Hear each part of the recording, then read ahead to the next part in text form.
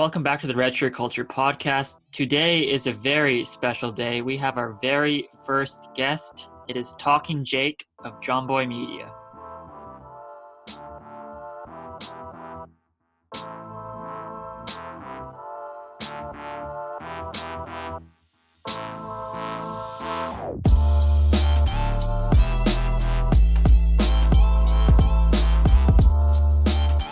Welcome back to the podcast. It is episode 7. It's June 25th, 10:17, and we just wrapped up a conversation with Talkin Jake at Jomboy Media. Tanner had an electric conversation. Yeah, it was awesome. He was super good with his time, and he stayed on a lot longer than we thought. And Tanner, how'd it go for you? Well, as kind of like the huge baseball fan that I am, it was right in my wheelhouse. But I held my own, I think. Yeah. I prepared quite a bit for this one. I didn't want to look like a fool, but same. we'll throw it to the interview now, and we'll talk a bit about it at the end of the pod. We now welcome on a very special guest. He's actually the very first guest we've ever had on the program. He is a TikTok influencer.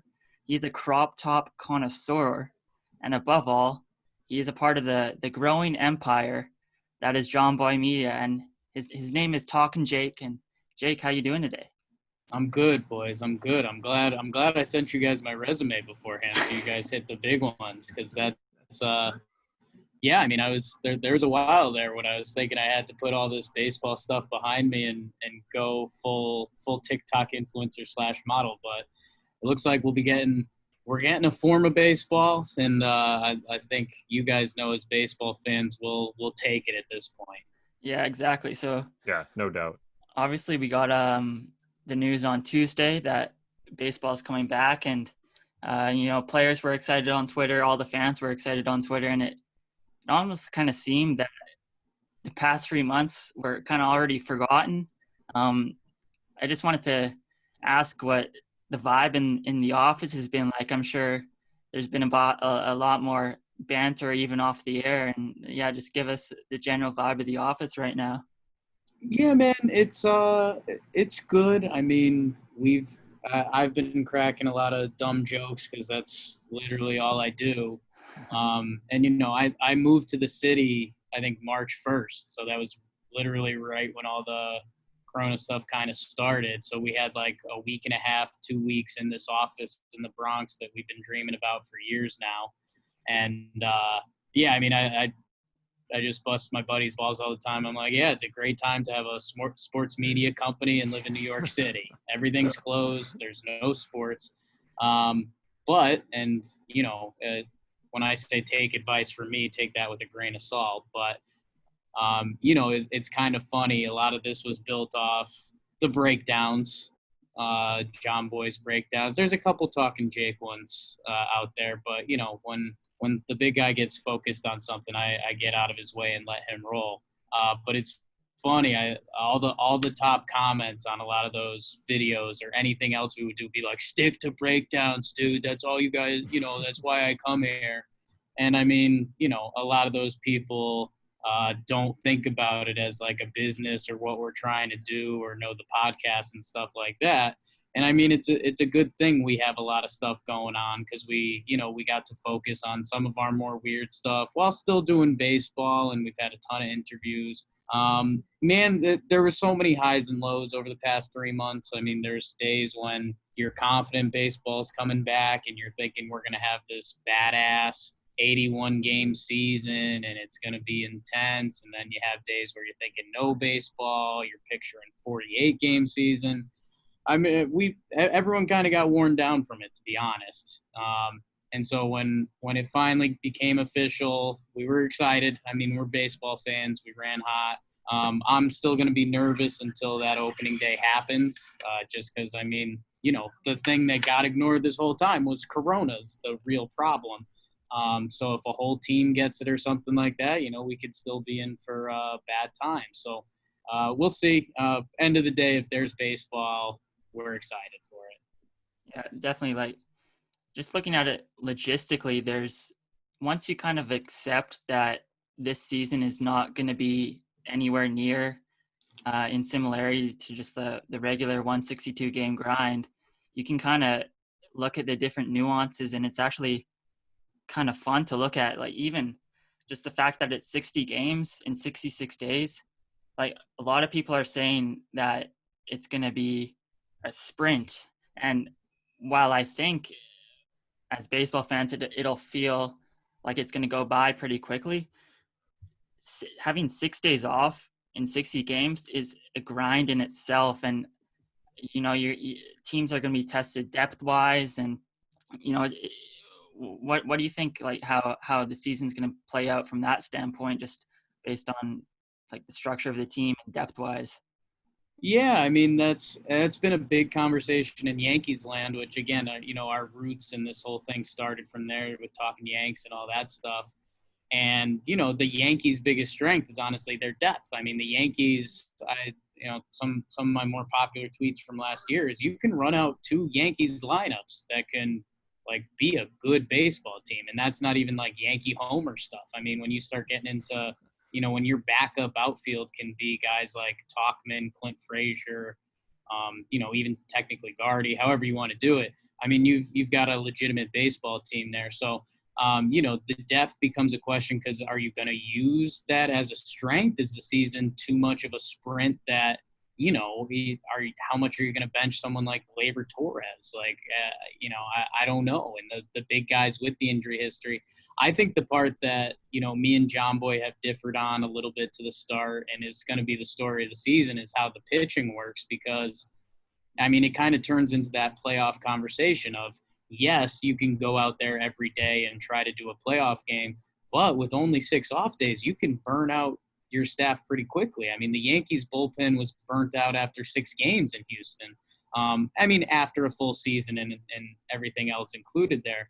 But, you know, it kind of turns into this new age baseball debate of, you know, yes, everyone uses their bullpen, but it's also still kind of good to not use your bullpen. And I think, you know, the teams like the Nationals have shown that, where every day that you get 7-8 innings out of a starting pitcher and you only have to use 1 or 2 guys out of the bullpen, you know, those are going to be essentially off days for the bullpen where, you know, if Jay Happ is struggling, if Jordan Montgomery can't figure it out, you know, and you have to go back-to-back days where you're figuring out 6 innings out of the bullpen, that can set your team back. And that's, you know, why they implemented the extra inning rule and things like that. So it's going to be interesting to see. I mean, you know, the number flying around today that got me is the Jason Stark, a 7-game losing streak is the equivalent to a 9-game losing streak, or a 19, excuse me. So, you know, when our team's going to kick into desperation mode, when, you know, if you have a bad 2 first weeks of the season, what does that look like? So I'm interested to see, but at end of the day, I'm glad we're actually having those conversations about baseball. Yeah, I was thinking, like, you can't press in baseball. Like, say a team starts off bad 2 weeks, you know, you hear in basketball with like LeBron's, like the Cavs team a couple years ago, where like they could turn on the switch whenever but you can't really do that in baseball. And I'm just like, I think a team is going to get screwed or because of the short season. I'm putting you on the spot, but do you have a prediction of, it's kind of impossible to predict, but I was thinking maybe Minnesota, because they don't really have a lot of pitching depth. But do you have a team that in mind at all? Or yeah, I think it's just all these teams that you can kind of put in a similar boat. I think teams like the Red Sox, who probably weren't built for 162 this year, but I mean, if that lineup can put it together for 2 months and Erod and maybe Evaldi's healthy and something like that, I think a team like that becomes dangerous. I think all of the second-tier teams in the NL West, like literally every team outside of the Dodgers, you know, thinks they got a puncher's shot this year for the wild card. And it's a lot easier to attain over 60 games than 162. So I like those teams. And man, I just think the second tier of teams, like everyone likes, you know, the Yankees, the Dodgers, the Astros, but And, I think the Braves probably belong in that top tier too. But, a team like the Mets, they get a DH, which should improve their defense and improve their offense because you can rest guys like Cano or, I saw the article Cespedes is healthy today. People forget about that guy. And, if that Mets pitching staff is right, come into the playoffs, DeGrom, Syndergaard, Strosho, or did Syndergaard get hurt? Did I dream that? Was that does baseball still exist? I don't even remember anymore. I think he's healthy. I don't know. I think that yeah, maybe I just dreamed that one day. Did a Mets pitcher get hurt during the early coronavirus, or was I just having like the daydreams about baseball? I think that's so. I still want the expanded playoffs. I don't know if they're going to negotiate for that at all anymore. Because my worry is that we're, the goal is for baseball to look good. Sometimes MLB forgets that. And, say we get to the end of this 60-game season and you have a team like the Yankees, the Dodgers, whoever it may be on the outskirts, that's not going to be a great look. And, maybe you think that's Yankee homer stuff and everyone's going to use the Nationals example from last year. But it's a good thing and a bad thing in regards that there's so many good teams this year. So many teams added guys. Dude, the Texas Rangers, go check out that pitching staff. If those dudes figure it out, that team is a lot of fun. And they've got a much better shot over 60 games. So, I don't know. I'm excited about it. I hope they can kind of come to the table and talk about the playoffs. I understand there's the traditionalist side of it too. But in this shortened season, if we end up in the playoffs, teams are going to get screwed. And I think every fan is just hoping it's not theirs. Tanner and I are from up north in Canada, so we're Jays fans. And, I kind of fully accepted that we're going to get the expanded playoffs if baseball was coming back. I was like, man, if Nate Pearson gets right, we can make a little run. But I understand both sides. You don't want a team kind of sneaking into the playoffs just based on very good 30 games. Like you mentioned Texas, say if they sneak into the playoffs and, Kluber, Minor, and Lance Lynn, if they get right in the playoffs, they can easily make a run. So I understand both sides, but yeah, like you said, I wouldn't mind seeing the expanded playoffs at all. But you were mentioning earlier a bit about the Yankees and like the universal DH and stuff. I think I'm super glad I think the universal DH should be a thing regardless, but I'm super glad it got implemented this year because when there's only 6 off days in a season, NL teams are kind of able to use that as a rest day kind of. Like I know the Yankees did that with Gary Sanchez a lot last year, and the Astros did it with Michael Brantley. I think Brantley DH'd in 25 games or something last year. So, it's going to be hard for teams to find these off days. And how's that going to play out? Do you think? How do you think the DH is going to be used and all that?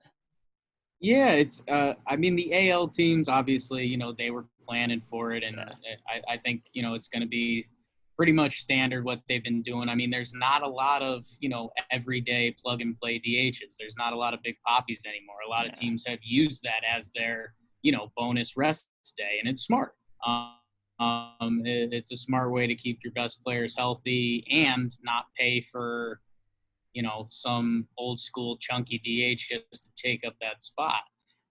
In the NL, I haven't really deep dove yet, but it's just fun to think about because of obviously you're adding another hitter, and that's, the whole NL-AL debate for years, and we don't need to do that. But I think the part that I didn't think of, because yes, you're adding another bat to the lineup, but you can also improve the defense. Charlie Blackmon has been struggling with some of the advanced defensive metrics for years. Like how often can they slide him into the DH spot? And now not only are you improving your lineup, you're improving your defense. And I think, I want to sink my teeth into that because I know there's got to be a lot of good examples. But a team like the Phillies, man, Phillies had Castellanos. The Phillies have like 11 hitters on their team, like pro show hitters. And, you know, a lot of them are veteran guys. So if you can mix in the DH and you mix in the rest day and however injuries come up, like I think the Phillies, we mentioned teams that are winners before by this shortened season. I don't think their staff could have held up for 162.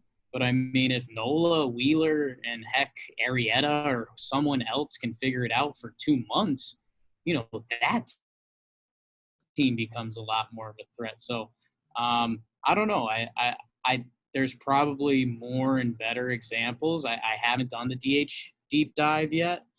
There's probably a couple teams that are kicking themselves and wish they had an extra bat around. And how about the other side of it, something that's not fair? How about St. Louis? They've been looking to get Jose Martinez at bats for years without a position, essentially. And then they trade him this offseason to Tampa. And, you know, he'd probably be slotted in the middle of their lineup every day. And that's just is what it is. Yeah, just thinking how, like, the Dodgers, too, they have so many good hitters, and you can get Bellinger off his feet for a day or Betts off his feet for a day, and it definitely adds a different component to the game. I think, like, a 60-game season, you know, there's not going to be fans in the stands, and some people are a little concerned, I guess, about how's that going to feel on TV, but I think the intensity of these games are going to be unbelievable. You know, I think the raw emotion of like game, say 27th game of the season, team lost two previous days and they hit a walk-off home run. Like, normal, like, walk-offs are huge, but the 27th game of the season, you know, that's, or even like what, 70th game of a regular season, like, the intensity of that moment is going to be so much more heightened. And I think it's going to be hopefully lead to, in future years, when regular seasons, that raw emotion kind of stays in the game. And I think this is a really good opportunity for baseball to kind of improve the marketability and just like let the kids play and all that. So do you agree with that and all, or? Yeah, I mean, and you know, it turns into kind of the story of baseball and how they market it a little bit. And, you know, I'm sure there are going to be days when a team has that 8-run first inning. And, you know, when you look out into an empty crowd for, you know, about 9 innings of a non-baseball game, yeah, there's probably going to be a couple tough looks. But, yeah, I mean, these dudes are going to dig in. I mean, a chunk of their job is trying to focus out the crowd. So, and divisional games, this is me and Jomboy are famous for how bad we are at math. But, you know, we're trying to crunch the numbers on how, you know, the importance of the division games this year. I mean, 40 division games, you know, and we were wondering, like, hey, say the Yankees go and play the Braves and it's a 2-game set, or, you know, we're still figuring out the schedule stuff. Say the Yankees win game 1 and they've been burning their bullpen pretty good. You know, day 2 might be a punt day. It might be, you know, the starters throwing and then they're going to the long guy in the bullpen who hasn't pitched in 6 days, and that's kind of it. And, you know, if you split with the Braves, that's a win. You rested the bullpen, and let's take it to the 4-game set against the Jays, something like that. So, it's going to be interesting to see how many of those dynamics come into play. But, yeah, man, I mean, guys are going to be intense. And I don't know. I've been watching the soccer because we're a soccer company now. And the crowd noise there I've loved. So I don't know if it's a DJ working it or if it's even just the broadcast. But, yeah, I mean, you don't notice it. If you don't look for it, you don't even notice it. Yeah, I was gonna ask you about the Braves and Yankees matchup. That's a bit of a conflict of interest for you now, eh? You're a big Braves guy. I'm huge in Atlanta, baby. No, it's funny seeing the different dialects or whatever you want to call them of the Twitter fan bases, and the Braves have been a fun one. I know Jimmy endeared himself a little bit. He called Austin Riley young, thick Austin Riley in one of the breakdowns, and that went a little viral. And then, I mean, when Acuna was doing it last year, I mean, I kind of fell head over heels. I was talking about him every week on Talkin Baseball. And, we kind of leaked into their Twitter community, and they've, a couple Braves podcasts that are really good and just fun, interactive people. And that's kind of been always what we like to do in the goal. I mean, that's one of Jim's biggest bummers. I mean, when he's blown up, is that when we were building this, he interacted with everyone, like to insane levels. Like even when he had, 50 to 100K followers, he was still trying to interact with every comment and everyone. And it's like, dude, you're nuts. Like, you can't do this anymore. To the point he kind of finally hit that. But yeah, I mean, we love the community side of it. We have people that have kind of been along the ride with us, and those people are so endeared to us at this point. So the Braves family, yeah, they're there. I've got a little bit juice with the Rockies for my time in Denver. But yeah, I'm trying to infiltrate all the fan bases, baby, except Boston. I don't think they want me, and I probably don't want that. Yeah. So I wanna talk a bit about your last year, but I've got three little prop bets for assuming this season. Yes. So I saw yesterday the over-under for home runs is 20, and I'm pounding the over on that. I don't know about you. It's just easy to pound the over, but I feel like someone's gonna get hot. What do you think? I'm a sucker for the over. Not even in kind of the bro-y hammer the over type way, but I think the problem is, it's again, I think it's just easier to do that over 2 months than it is over 162, because with 20 homers over 60 games is what comes out to 50 something home runs approximately, somewhere in that range. Math pod. Yeah, if you went full pro rata, shout out Jeff Passan for bringing that in. And I think that's really tough to do over a full season, but guys get hot for 2 months. I know the Matt Olson stat was going around. He had 24 home runs in 59 games or something like that. And I don't know, it just feels like that dumb kind of mental block. Like, I don't want to look at the year-end stats and the home run leader is 17. Like, someone's got to get hot for 2 months, right? Like, and, when we were talking about the Rangers before and those veteran pitchers, it's like, hey, could Joey Gallo get hot for 2 months? Absolutely. Like, that turns into a mini MVP for Gallo. The Texas Rangers are in the West, and that's been my fun thing that I always end up circling around with, is that, like, the MVP candidate poll this season, normally it's if Mike Trout, and then if he gets hurt, who's going to be there. This year, it's anyone. It's anyone. Like, it sounds like Yankee bias, and I say this mostly to get people off of his back, but Gary Sanchez is a dude who can get hot for 2 months. I mean, he's the quickest AL player ever to 100 home runs. If he stays healthy and he's right for 2 months, bring it to the baby Jays. I mean, if Vladdy Jr.'s got it figured out, if, Flo Bichette, baby. So, I don't know. I think I understand that it kind of is a flip a coin bet, but in my head, I think I just want the over for baseball too. I want a couple guys got to get hot for 2 months, right? Yeah, exactly. And then the last one I had, I'm a big fan of this player, and you've actually had him on the pod, Cavan Biggio. So this is very specific prop. So how many walks will Cavan Biggio have by August 17th? By August 17th, jeez. What's the number at? Oh, you have to guess it exactly. I don't have the over under. You just have to say a number. Damn. This the math pod is coming to haunt me. Okay, so Biggio 71 walks in 100 games. So let's divide that in half. God, give me on August 17th, Kevin Biggio will have 31 walks. Okay. Book it. And if you get that Fish exactly correct, I will eat a plant in my backyard. Yes, that's what I'm talking about. Let's transition a bit to the last year and how you kind of blown up. You know, I introduced Tanner to you to just the company the other day.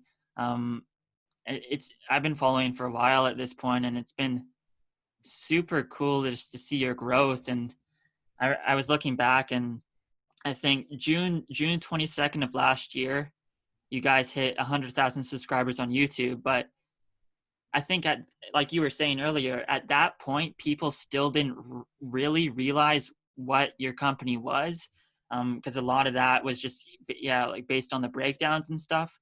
But you know, fast forward a month later, July something, and the Savages in the Box comes out, and I feel like that was kind of the turning point when people started to realize what your company really was. It wasn't just the breakdowns; it was the podcast and like the T-shirt company, like the merchandise and stuff. Would you say that was the turning point?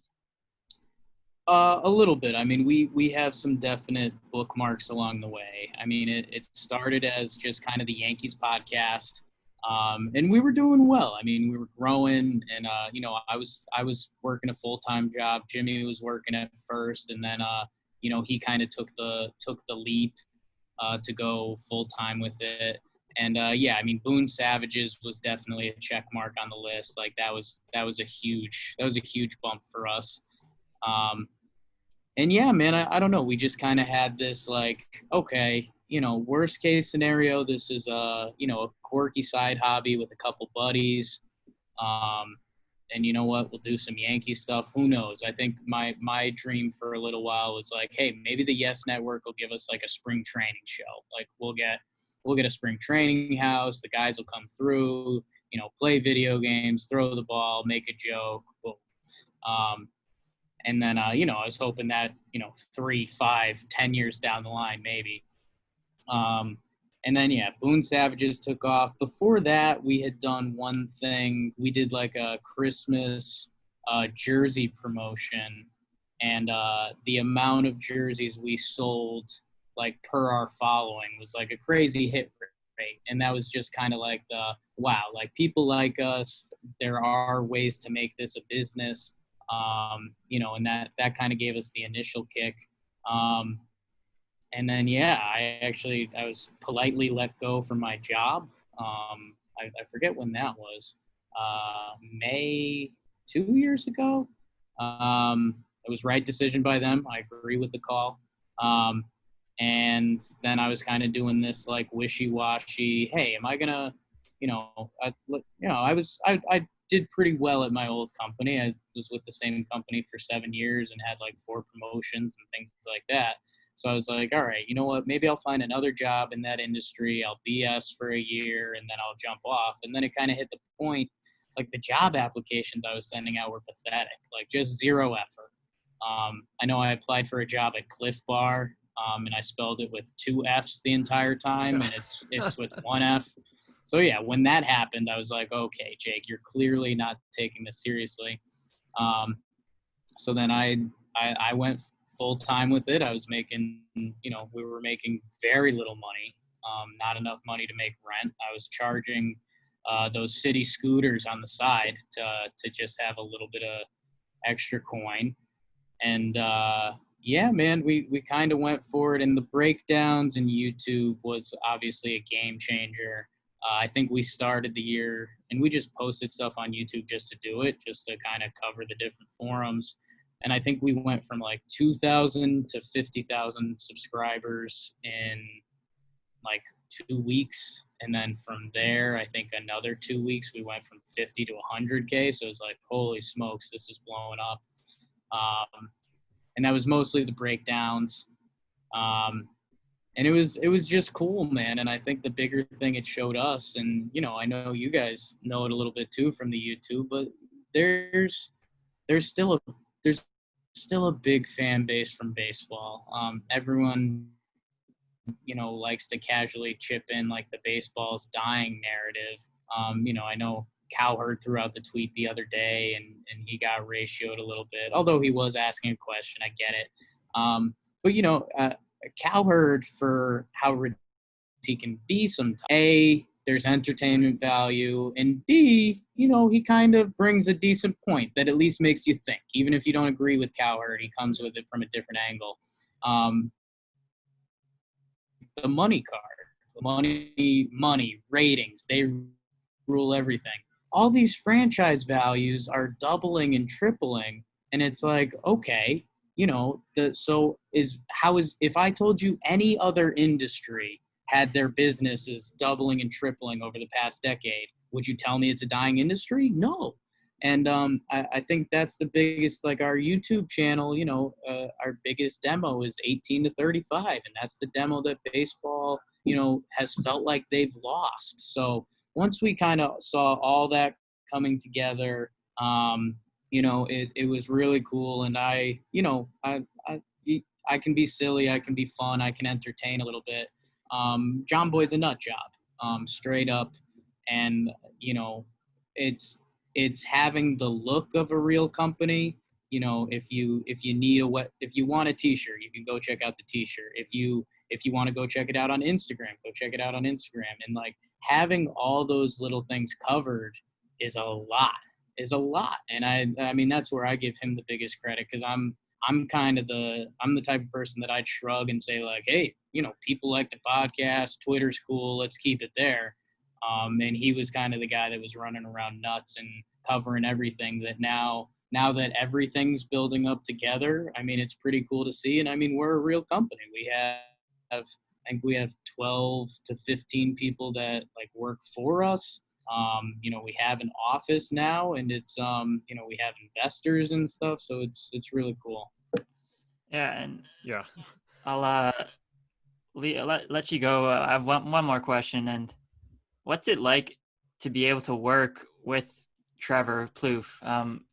What's it kind of like to be able to work with a former major leaguer to get to the point where you were able to make that hire? And I feel like that must be pretty cool to be able to do. Plouffe's awesome, man. I always make the dumb dad joke that don't tell him I said it, but he's awesome. But he is. He kind of reached out to us. And, it's kind of funny, like, I was a fantasy baseball geek for years, and, all of our buddies, Trevor Plouffe was a classic, like, one-day pickup. Like, okay, I feel like he was always one of the top 15 guys available in the free agent market. So, when we told our buddies, they were like, wait, that Trevor Plouffe? Start him for a day at third, Trevor Plouffe. But the thing where we got lucky, and, when we've run it back in our heads, is like, if any ex-MLB dude reached out to us, we were obviously going to hear them out and see what they wanted to do and things like that. Trevor really hit all the boxes. Like he's got his stories about being a young guy and, partying and, first round pick and high A, that kind of stuff. He also, he's married and got kids now. And he, at some point we want to do like some wholesome type kid baseball contact to get kids, more into baseball. And he's got that side. And, it's kind of funny. And I guess this isn't sharing too much, but like he had a notepad that was like ideas he brought to MLB, like when he was playing, I think like 2017, he's like, hey, I think this would be some good content stuff and get guys out there more. And they kind of gave him the shoulder. So he, we wanted to get him involved, and we didn't know to what degree. And then, once the ball started rolling, we were like, all right, let's go. Like he wants to do stuff. He wants to do more, which is awesome. And, he loves the game. He's, he comes from humble background. I think his father and his grandfather are pool guys. Like they work on like pools, like swimming pools. And, he kind of has, not that defines him or makes a person or anything, but I think he would have lived a very happy life doing that. He happened to be really good at baseball, and he leaned into that, and he made a great living out of that. But he's down to earth, and he's all right entertainment wise. He could be better, but no, man, we're lucky to have Trev with us, because at first, just being honest, you think it's like, okay, so you know what, he'll open some doors and get us some interviews, but he's been a lot more than that. He's been great. Oh, this has been awesome, Jake. We can't thank you enough for coming on, and it's like I said, it's been super cool to see you guys grow, and as you grow, you've still been able to interact with all of baseball, and like I said, yeah, just keep doing it, keep growing the game of baseball. And yeah, for the listeners, Jomboy Media has a bunch of podcasts, talking baseball, talking Yanks, talking Knicks, talking Nets, and a bunch more that you can go check out their YouTube channel, and their podcasts are available on all platforms. So once again, Jake, thank you very much for being our first very guest. Thank you, Jake. Thank you, really guys. I need more Tanner. Tanner, what you got for me? You got one in the chamber? You got a Blue Jays question? You got a baseball question? What do you got? I think more along the lines of, I think first, just I appreciate how much you shared with us, being open and honest, kind of sharing how on the business side of things, you kind of had to let go of that safety net. You had to take the jump and kind of just take a step back and realize, like, listen, you know what, maybe it is my best option to do this. And it's kind of what I need to do and what I need to try. Hearing a little bit about your story, I think that's really important for all those out there. They kind of can look at you now and they see, oh, we go on Apple Podcasts, there's Jomboy Media stuff up there. We see you on Twitter, however many K followers. You see all the podcasts with all their attention, all the breakdowns. And then you got to remember that everyone started out somewhere. You started out really small. It was just the two of you guys. You were grinding over the breakdown videos. You were reading lips. You were starting up the merchandise all across the board. So that I just want to kind of thank you for being so honest there. But even for yourself, you have your pinned tweet of you guys up on Apple Podcasts. Yeah. Is it still surreal for you when you see that, when you go on there? A little bit. And so at the beginning there, I think two people who don't get enough credit is now Jimmy's fiance, Katie, and my girlfriend, Jess, who, they were both living with us at the time. And, my girlfriend likes to go out for dinner on a weekend night. And I was pretty strapped on that for a little bit. And so them being supportive was pretty huge. I'll say this. The podcast numbers, they can get skewed, and they, when there's some new stuff, I think that, there's a podcast formula that can kind of cook the books a little bit. So those, I think that was right around Boone Savages. So Talkin Yanks got a boost. That was right when Talkin Baseball was new. So, were we the number 2 sports podcast in the world behind Part of My Take? By a lot of numbers, I'd say no. But the fact we were up there and it was there, like, yes, that's really cool. And I'm not the biggest Barstool guy, but I love Part of My Take. I think Big Cat's great. PFT with, whatever he brings to the table, a little bit of Jake spunk, I think sometimes. And I kind of came in wanting to hate them because I was like, 2 guys talking sports, like that's, I should be doing that. And the way they do it is really good. So to have that, I still think that's pretty cool. And that weekend when it was like happening was just so crazy between Savages and just like watching it climb the charts. Really cool. And that's man, it's still all really cool. And that's the other thing. If you guys keep chipping away and all of that, like, it gets busier, it gets crazier, and I think you do have to make more time to appreciate it. Like, this morning, technically the Rock tweeted at me because it was in I saw that this morning. tweet. And it's like, 2 years ago, that would have shook me, and that'd be like my profile picture and everything. And it's still, it's awesome. It's awesome. But more stuff goes down, and probably tomorrow night when I kind of relax from the week, I'll be like, The Rock, like that dude could be president. That dude's in movies. That dude's a star. He's like one of the biggest stars in the world. So yeah, I don't know. I kind of got lost in there. No, that's okay. Yeah. But I have one more thing I do need from you guys, and this is something we talk about on Talkin Baseball, is that baseball's crazy. You can't watch all the games. It's literally impossible. So you guys are Jays guys. Give me some Blue Jays takes. I need something that I can steal and pawn off as my own.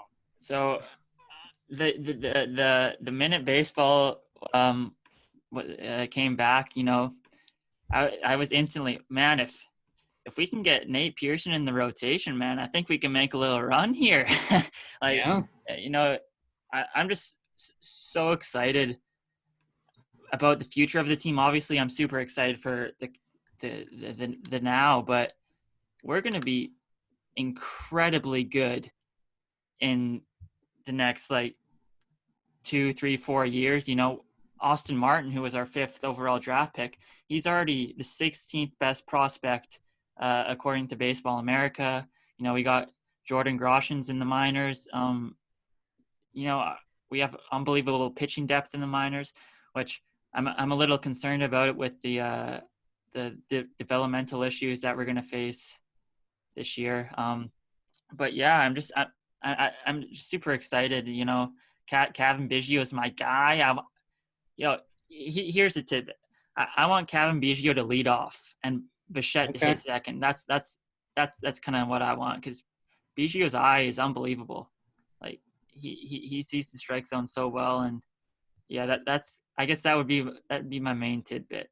And we need a center fielder, but hopefully maybe we'll sign Mookie Betts this offseason, because I don't think there will be 10-year contracts being handed out this offseason. So if we can give him 5 years, I don't know, 200 mil, 40, is that 40 a season? That'd be pretty massive. But the Jays have pretty rich owners, so if we can get Mookie in the offseason, that'd be pretty awesome. Like it. Tanner, you got one for me? Who's your guy? I think what Stefan talked about there for the moving things ahead of the trade deadline here, I think we kind of got to make something happen with Ken Giles. I don't know if he's going to move away or not. I don't know what kind of movement we'll even see over such a short season. Our team's going to need to be bringing guys in and out. Is there going to be much action? I think we kind of talked a little bit earlier, you could maybe get hot with who you have, or not such a deep team, and just roll with it, roll all the way through. And so that may not play as big of a part of it, but Stefan and I kind of talk about the Ken Giles thing a little bit. But yeah, I don't know what your thoughts were there, Stefan, on that. Yeah, I think just the trade deadline in general is going to be fascinating in itself. I don't think we're going to see very much volume, but I can see a reliever getting hot for the first month and a team overpaying potentially. I don't know what you think, Jake, but how do you think the trade deadline is going to look like? So I was really excited at first, just because I think hey, let's, and I don't want to sound like I'm talking from my Yankees perch, but if a team that the Blue Jays, the Colorado Rockies, teams that normally aren't in the hunt or taking home trophies every year, things like that, if you get a shot this year, as a GM, I'm telling myself, let's go. I don't care if, in 20 years people are saying that's a shortened season. If I get a World Series, I get a World Series. I think the only thing that now has me backpedaling a little bit on that is that GMs love information. And, if you're trading prospects for someone, nobody's going to know anything on these prospects right now. So I'm unfortunately guessing it's going to be a little quiet. And at the same time, I don't think it's that unfortunate, because with the pandemic going on, in theory, guys should be moving their family and changing their lives and stuff, which feels a little inappropriate. So I think it'll kind of be like a normal deadline. You'll see some arms moving around. I think there's going to be huge rumors. And, hey, I kind of hope I'm wrong because, like, if we're going to make this season crazy, let's do it. But, yeah, I just think if the GMs can't be scouting the guys in Double-A and things like that, they're going to be gun-shy to make a move. Yeah, I can see the Rays moving a reliever for some no-name prospect that they scouted like 2 years ago that Sure. Isn't obviously playing right now, that no one really has any eyes on, and he just turns out to be a 5-win player. But like I said, like if you take a step back and just accept the season for what it is, there's so many fascinating things about it. But Jake, we've taken a lot of your time up. We'll let you go, but we really appreciate you coming on. You know, we've been thinking of different guests we can get on, and we've tried to get on some other ones that we couldn't, but we really thank you for being the first one to say yes to us. I know we're super small and everything, but we really appreciate it. No problem, boys. Keep grinding. And you know what? Keep MLB can be tricky with, some of the YouTube and stuff like that, but keep plugging away because at any time there's more eyes on the sport, I mean, it's a good thing. And it's kind of what the top of Major League Baseball has missed for a little while. The product's incredible right now. They just need to get in front of the people. So you guys keep grinding, and yeah, if you need something, let me know. Awesome. Thank you, Jake. Awesome. Thanks, Cool. Jake. All right. We hope you enjoyed that interview. It was super cool to kind of get into Jake's mind about he has a really good baseball mind. He's a baseball guy through and through. And I was able to kind of bounce off some questions about how the season's going to play out itself. But Tanner, with the huge Ken Giles news, how's that? I'm a huge baseball fan now, so we kind of had to roll with it. I was obviously my favorite team is the Blue Jays. I know one of their players now, Ken Giles, but I don't know if we should expose me here, but share the story. But I mean, I guess we could. What do you think? Yeah, I'm fine with that. So, you just explain it because I'm not the one that needs to be exposed here. So we were going through the podcast, and at the start, I think Jake kind of just assumed that we were both huge baseball fans. And like now I played baseball a little bit, but I'm not necessarily a huge MLB fan. And if you asked me to name like some MLB players, I could probably name like 3 or 4. Mike Trout, Aaron Judge, Ari Dickey. Is he retired? Jose Bautista. Mookie Betts and Bryce Harper. Okay, see, I can name quite a few. I can name some more. Ken Giles. Said R.A. Dickey. The knuckleball king. So we were going through the podcast, and he came on. We said hello. I gave him a wave. Showed him what my voice was, and then Stefan rolled through the next 30 minutes, and I just sat there like a potato. I just was the hype guy, nodding my head, smiling. I threw in a couple of these. Yeah, there were a few of these where he said, he was like, oh, you know what, and maybe a couple of the baby Jays can get MVP, and I gave him. I was like, now you're telling me this is what I'm talking about, but really I had no idea. So then we get to the end of like 30 minutes, and I haven't said anything. I think I've like maybe laughed twice. At this point, I feel bad. Like I knew that something had to be done, but I didn't know how to get you into the conversation. And so I had like a couple things I was going to throw out there. I like wrote a few notes that I was going to talk about, but I didn't want to like say something that was kind of totally wrong or that I didn't know too much about. And then we get to the end and Stefan's wrapping it up. And then Jake goes on there and he's like, okay, Tanner, we need more Tanner. Like, come on, what do you have for us? Do you have any Blue Jays? Do you have any stuff? Like, come on, we need more of you. And I'm just like, oh no.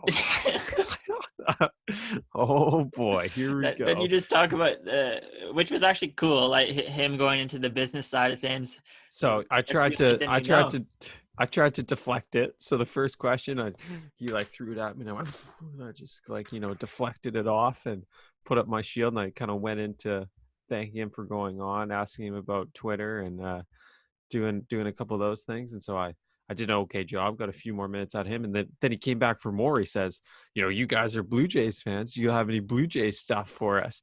And so Stefan kind of tries to save me. He jumps in there, gives a couple of Blue Jay sacks, and I'm just there smiling, like potatoing it up. And then he says, okay, Tanner, like, what about you? Any Blue Jay stuff? And I see Stefan, there's like beads of sweat rolling down the sides of his face. He's like, oh no. And little does Stefan know, I've got it, just this ace in my pocket. And I pull out, you know what, with the short, like 60 game season here, I wonder if the Blue Jays are going to be able to move Ken Giles in time. And Stefan, he like goes, and he's just totally floored.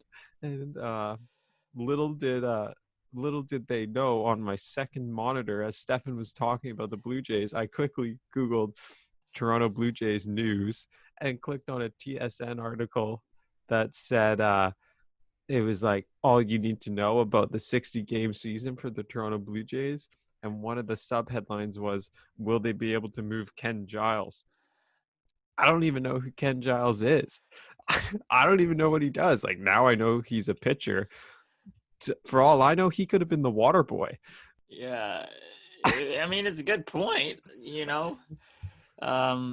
But yeah, I was sweating big time when I didn't want to embarrass Stefan with the big Talkin Jake interview. Yeah, this was big for me, and I didn't need to be embarrassed here. But yeah, he was awesome.